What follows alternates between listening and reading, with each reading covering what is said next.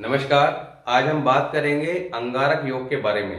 अंगारक योग जो मंगल और राहु के कॉम्बिनेशन से बनता है, यानी कि कुंडली के 12 हाउसेस में कहीं भी मंगल और राहु एक साथ बैठे हुए हों तो अंगारक योग कहलाता है।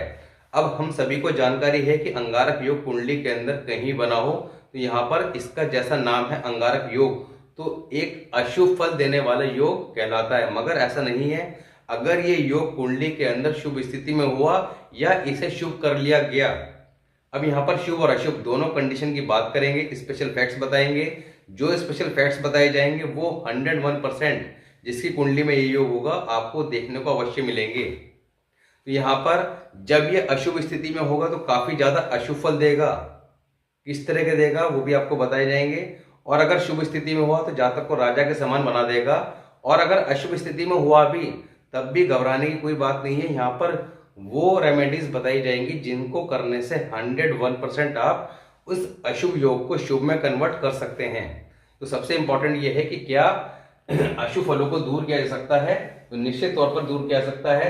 अब बात करते हैं मंगल राहु अगर कुंडली में एक साथ होंगे तो कौन सी स्पेशल फैक्ट्स हैं जो आपको देखने को मिल सकते हैं, और कुंडली के किस हाउस में, पर्टिकुलर किस हाउस में जब ये योग बना होगा तब वहां पर किस तरह का रिजल्ट देगा उसकी बात करेंगे।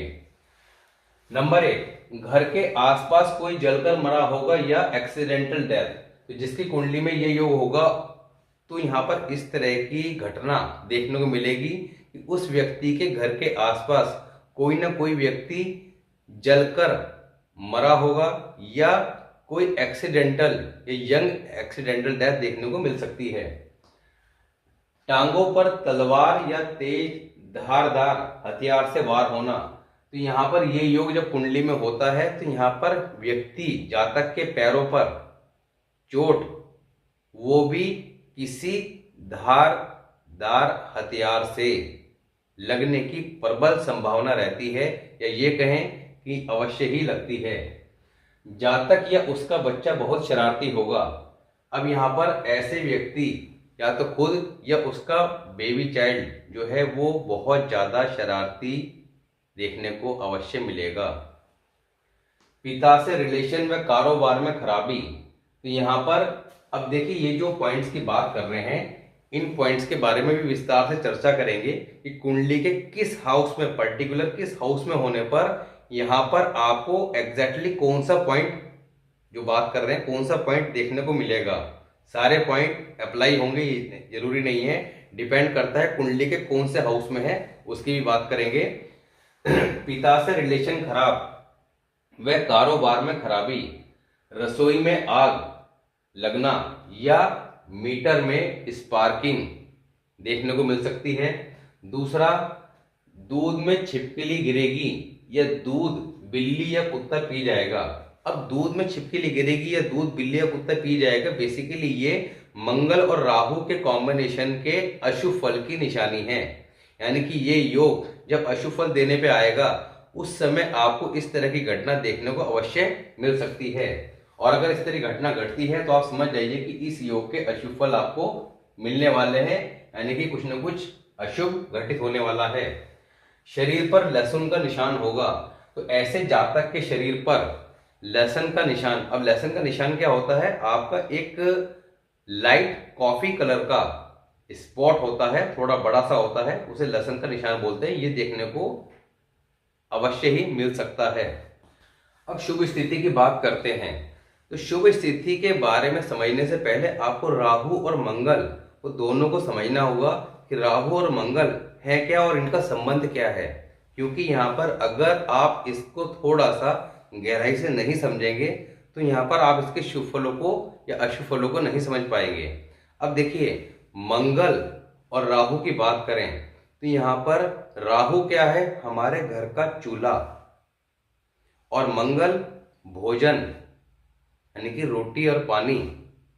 तो यहाँ पर दोनों का कनेक्शन क्या है कि उस चूल्हे की आग पर रोटी सिकेगी तो भोजन बनेगा, दोनों का एक कनेक्शन है। इसके अलावा राहु को हमने क्या कहा है, हाथी। राहु के टॉपिक में विस्तार से बात करी थी। राहु क्या है, हाथी, और मंगल क्या है, महावत। अब हाथी को कंट्रोल कौन करता है, महावत। यानी कि कुंडली के अंदर जब कहीं भी मंगल और राहु एक साथ हों या राहु पर मंगल की दृष्टि हो तो सामान्यतः देखा ये जाता है, या ये कह सकते हैं कि राहु जो है अब कंट्रोल में रहता है, यानी कि शरारत नहीं करता। क्यों ये बात कही गई है? क्योंकि राहु कुंडली के अंदर सर्वाधिक पापी ग्रह है।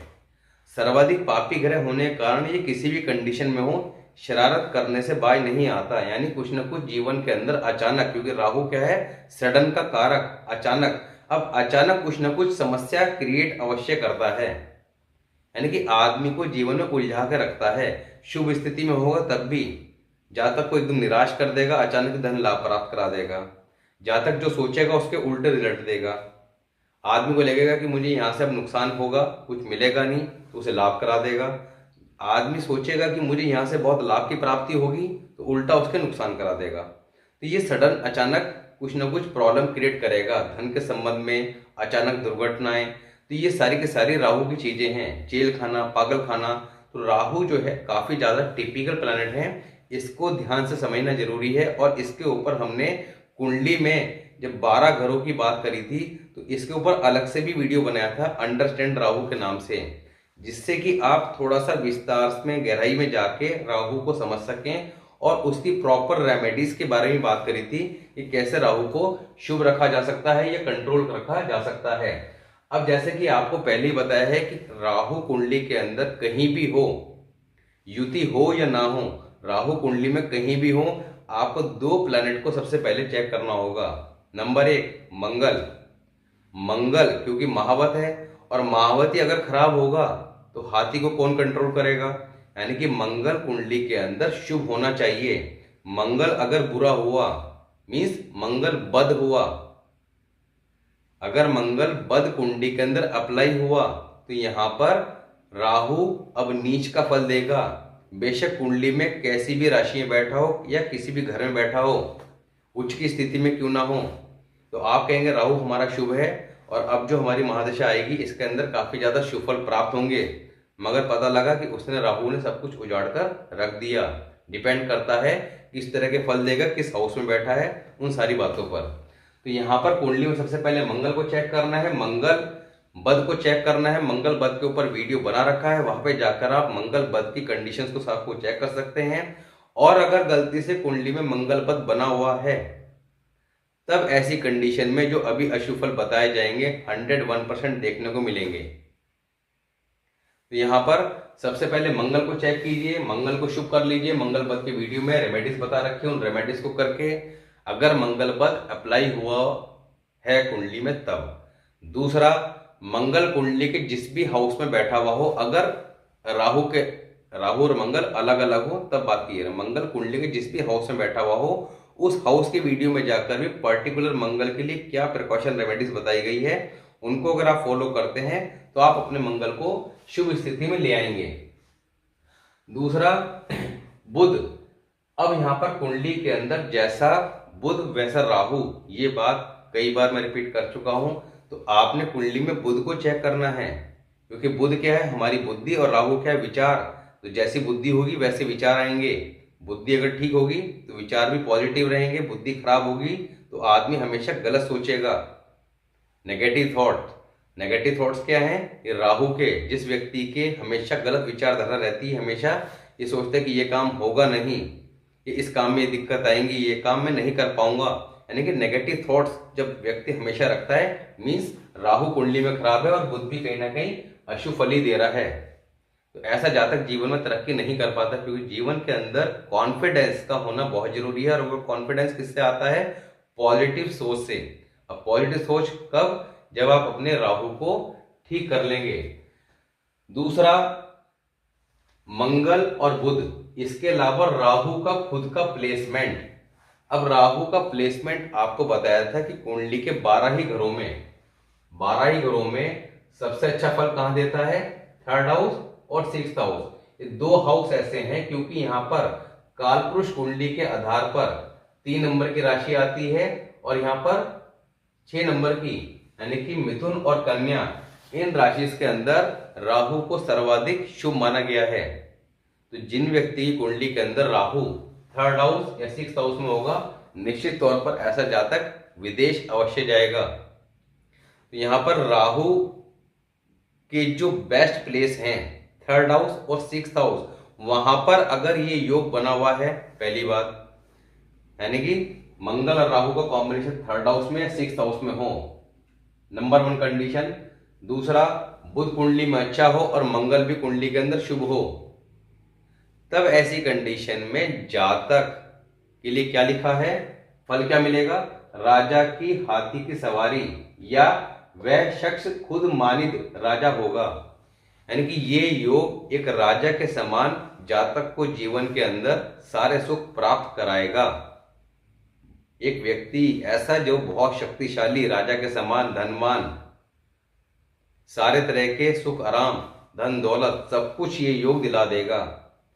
तो अब आप बताइए कि अंगारक योग जिसको लेके भय की स्थिति जीवन में बनी रहती है कि हमारी कुंडली में अंगारक योग है, अब वो अंगारक योग का फल कहाँ चला गया।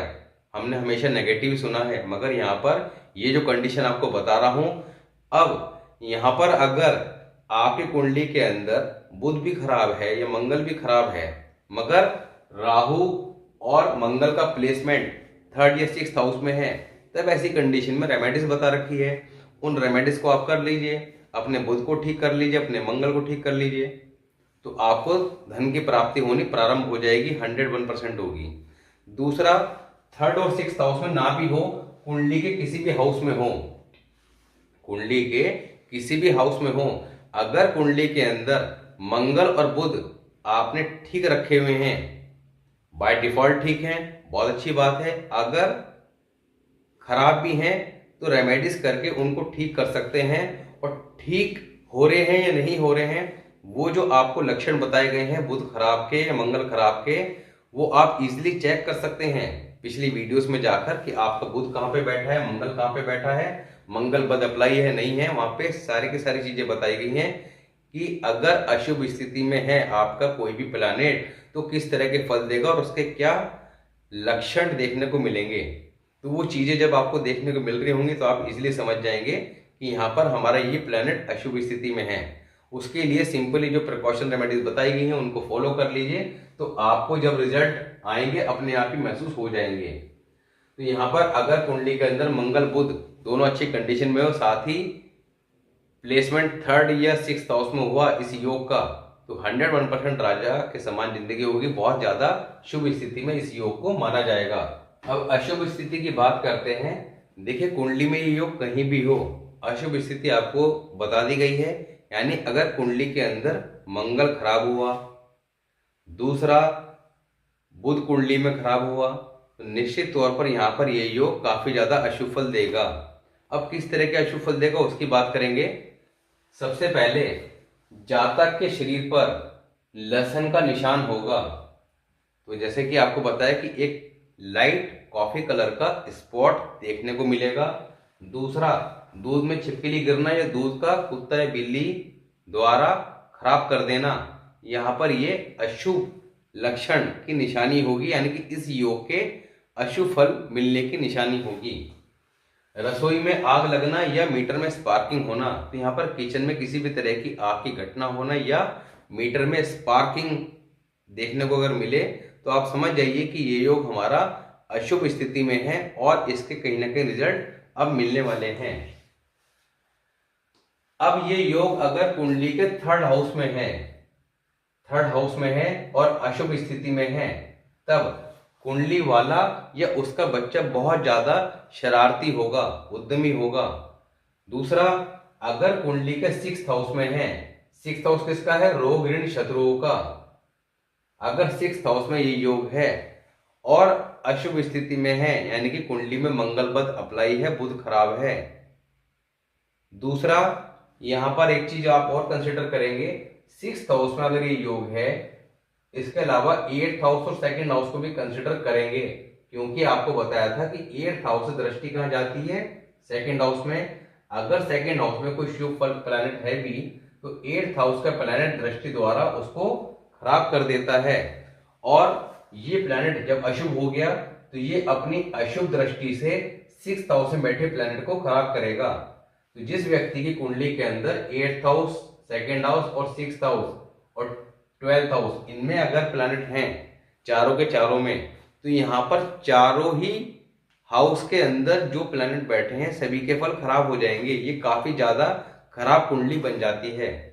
तो ऐसे में इलाज करना बहुत जरूरी होता है, वरना ये, क्योंकि यहाँ पर 4 प्लैनेट के रिजल्ट खराब हो जाएंगे और अगर 2 के कॉम्बिनेशन में है तो और ज्यादा के रिजल्ट खराब हो जाएंगे। तो यहाँ पर अगर राहु मंगल अशुभ स्थिति में है तो ऐसे व्यक्ति के पैरों पर यानी कि टांगों पर तलवार या तेज धारदार हथियार से चोट लगती है, यानी कि शत्रुओं द्वारा हमला, क्योंकि शत्रु परेशान करेंगे। छठा घर पीड़ित हो जाएगा राहु और मंगल की खराब युति के कारण। और छठा घर किसका है? रोग, ऋण, शत्रुओं का। तो इनसे जातक परेशान रहेगा, तो शत्रु यहाँ पर जातक पर हावी रहेंगे और उसको चोट पहुंचाएंगे और यहाँ पर पैर में काफी गंभीर चोट लगने के योग बन जाते हैं।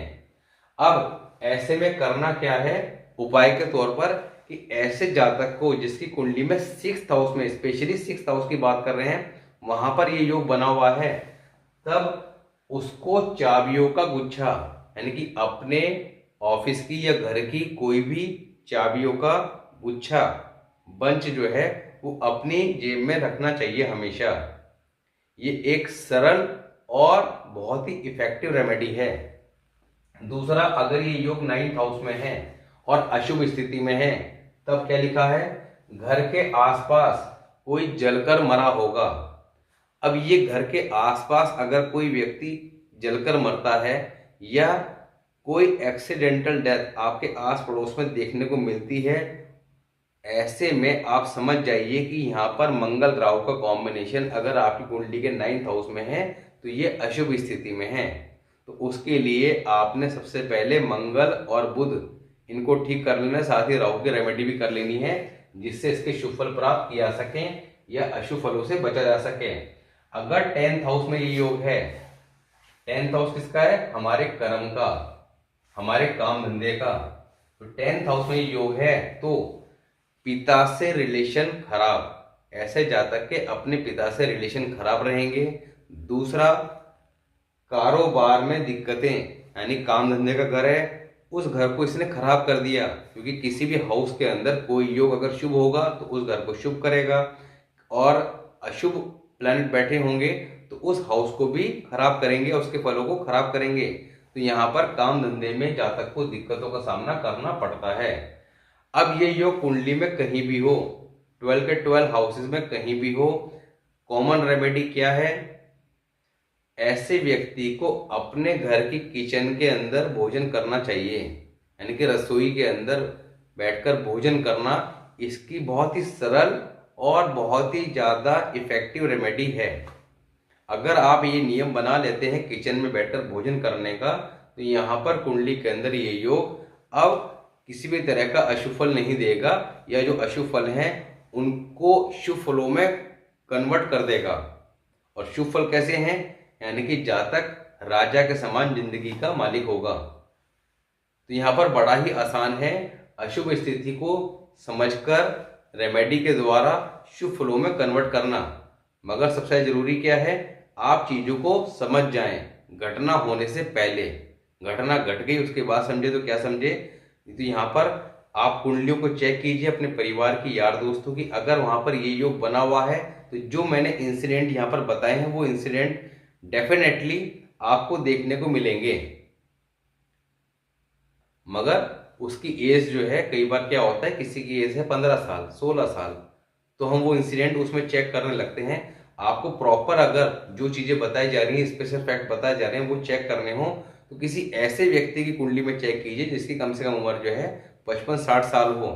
तो उससे आप पास्ट लाइफ के बारे में पूछेंगे कि इस तरह के इंसिडेंट आपके साथ हैपन हुए या नहीं हुए, डेफिनेटली आपको यस का रिप्लाई आएगा। तो यहाँ पर आज हमने बात करी राहु और मंगल के शुभ और अशुभ स्थिति के बारे में।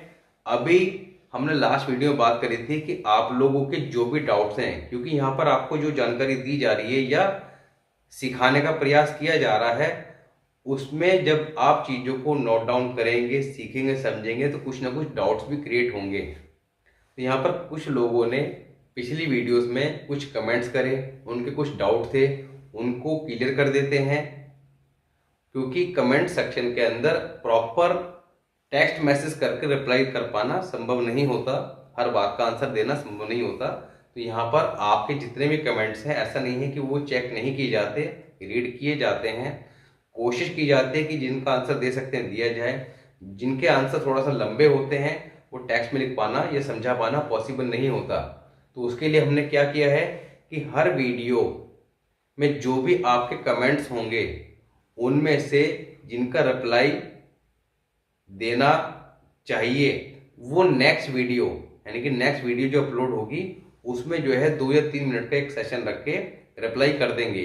तो अभी बात करेंगे आपका लास्ट वीडियो में जो कमेंट थे उसके बारे में। अब लास्ट वीडियो के अंदर सबसे पहला कमेंट था आपका देवेंद्र परमार जी का। देवेंद्र परमार जी ने लिखा था कि सिंह लगन में मंगल बुध की युति 6th हाउस में। अब देखिए मंगल बुध की युति 6th हाउस में अगर है तो आपको मैंने वीडियो के अंदर प्रॉपर बताया गया है। तो यहाँ पर आप इस चीज को भूल जाइए कि आपकी सिंह लगन में है या वृश्चिक लगन में है। फिलहाल आपने रेड बुक के कॉन्सेप्ट को आप समझ रहे हैं। रेड बुक का कॉन्सेप्ट क्या है कि आपने थोड़ी देर को भूल जाना है कि आपकी राशि कौन सी है, आपका लगन कौन सा है। हमने कालपुरुष कुंडली को समझना है, यानी कि आपने सिर्फ और सिर्फ ये चेक करना है कि मंगल बुध का कॉम्बिनेशन कुंडली के किस हाउस में है। 6th हाउस में है तो 6th हाउस के लिए जो बताया है उसी को आप कंसिडर कीजिए। आप अभी ये कंफ्यूजन मत डालिए मन में कि आपकी सिंह लगन की कुंडली है तो उसका फल चेंज हो जाएगा। जो फल बताया है वो शुभ या अशुभ दोनों स्थितियों में जैसे भी आपकी कुंडली में होगा वो देखने को अवश्य मिलेगा। दूसरा है सुरेश नायक जी का। सुरेश नायक जी ने लिखा है कि in Taurus ascendant in 5th house consist of sun, mercury and mars. Here mercury is exalted, then what could be the result? अब उन्होंने लिखा है कि 5th हाउस के अंदर मरकरी, सन और मार्स तीनों का कॉम्बिनेशन है, यानी कि सूर्य, मंगल और बुध का कॉम्बिनेशन कुंडली के 5th हाउस में है, तब ऐसी कंडीशन में। तो यहाँ उनका भी यही डाउट है कि यहाँ पर एग्जॉल्टेड यानी कि ग्रह एग्जॉल्टेड होगा, उच्च का होगा। देखिए आपने थोड़ी देर को उच्च नीच सब भूल जाना है, अभी केवल प्लेसमेंट को चेक करना है।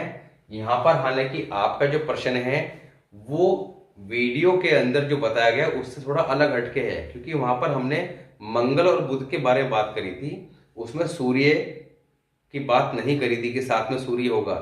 ये 3 प्लैनेट का टॉपिक आ गया। 3 प्लैनेट के बारे में हम आगे बात करेंगे। अभी हमारी 2 प्लैनेट की सीरीज चल रही है, जल्दी ये खत्म होने वाली है। उसके बाद हम 3 प्लैनेट के ऊपर डिस्कशन लेंगे, तब वहां पर विस्तार से चर्चा करेंगे। मगर यहाँ पर आपको ये बता दें कि सूर्य, मंगल, बुध का जो ये कॉम्बिनेशन है 5th हाउस के अंदर बहुत ही अच्छा कॉम्बिनेशन है। नेक्स्ट है दीपक गुप्ता जी। दीपक गुप्ता जी ने लिखा है आपस में दृष्टि संबंध हो तो कैसे युति काम करेगी। अब देखिए मंगल बुध किसी भी तरह से दृष्टि संबंध बनाए, दोनों है क्या आपस में कट्टर शत्रु, तो यहां दृष्टि संबंध से भी एक दूसरे के फलों को खराब करेंगे, तो कोई शुभ परिणाम प्राप्त नहीं होंगे। रंजना वर्मा जी ने लिखा है मंगल बुध केतु पर वीडियो बनाएं। देखिए रंजना जी, अभी 3 प्लैनेट की सीरीज जल्दी स्टार्ट होने वाली है। आपके पिछले काफी कमेंट्स जो आए हैं वो आपका 3 प्लैनेट के कॉम्बिनेशन को लेके आए हैं, और जितने भी आपके कमेंट्स हैं वो सारे के सारे विचार में रखे हुए हैं। 3 प्लैनेट का जैसे स्टार्ट होगा वो सारे डाउट्स आपके क्लियर हो जाएंगे। अरुण मारवा जी ने लिखा है मंगल Budh Shukra Ketu 4 planet in 9th house में हो तो क्या करें। चंद्र राहु 3rd हाउस, सूर्य 8th house, Shani 10th house और बृहस्पति 12th हाउस। अब देखिए आपको एक चीज बता दें कि यहाँ पर कुंडली का विश्लेषण इस तरह से आप जो जानकारी दे रहे हैं उसके आधार पर हम नहीं कर सकते।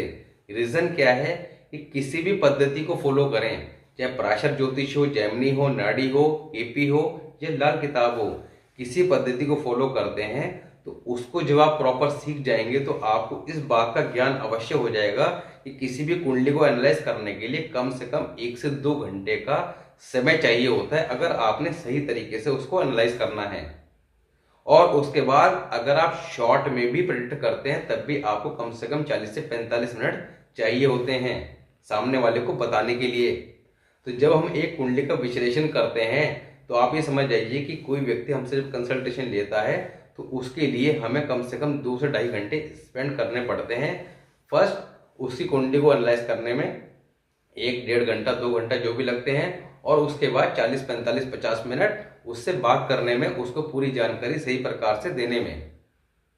उसके लिए हम क्या करते हैं, सबसे पहले कुंडली का वेरिफिकेशन करते हैं कि आपके प्लैनेट जिस हाउस में बैठे हैं उसका फल दे रहे हैं नहीं दे रहे हैं। एक क्वेश्चन आंसर का सेटअप किया जाता है। तो उस सेशन के अंदर हम कुछ क्वेश्चन पूछते हैं, इससे ये पता लग जाता है कि आपका जो प्लैनेट जिस हाउस में बैठा है उसके फल दे रहा है या उससे आगे पीछे किसी हाउस के रिजल्ट दे रहा है।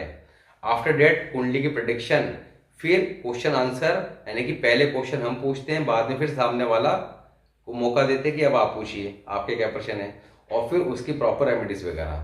तो इसमें लगभग जो है 40, 45, 50 मिनट 1 घंटा तक भी लग जाता है। तो यहाँ पर आपने इतनी जो डिटेल दी है उसके आधार पर एट ए ग्लांस कोई प्रेडिक्शन देना संभव नहीं है। इसलिए इस बारे में आप विस्तार से बात जो है जब 4 प्लैनेट का कॉम्बिनेशन का आएगा टाइम तो हम बताएंगे। अभी आप मंगल बुध से रिलेटेड, यानी कि जो वीडियो हम बता रहे हैं, जिस टॉपिक पे बात कर रहे हैं, उस टॉपिक से रिलेटेड अगर कोई डाउट हो तो उसको आप कमेंट में अवश्य मेंशन कीजिए, उसका रिप्लाई प्रॉपर दिया जाएगा। तो आज हमने बात करी मंगल और राहु के कॉम्बिनेशन के बारे में। नेक्स्ट वीडियो में बात करेंगे मंगल और केतु का कॉम्बिनेशन, जो काफी ज्यादा अशुभ कॉम्बिनेशन है, बहुत ही खतरनाक कॉम्बिनेशन है, क्योंकि मंगल क्या है, शेर, और केतु क्या है, कुत्ता। तो यहाँ पर शेर और कुत्ते की लड़ाई में क्या होगा, तो यहाँ पर केतु को कुत्ता तो कहा है मगर ऐसा वैसा कुत्ता नहीं, जंगली कुत्ता जो शेर को पूरी टक्कर देता है, मगर मारा तो कुत्ता ही जाएगा, बेशक कितना भी खतरनाक क्यों ना हो।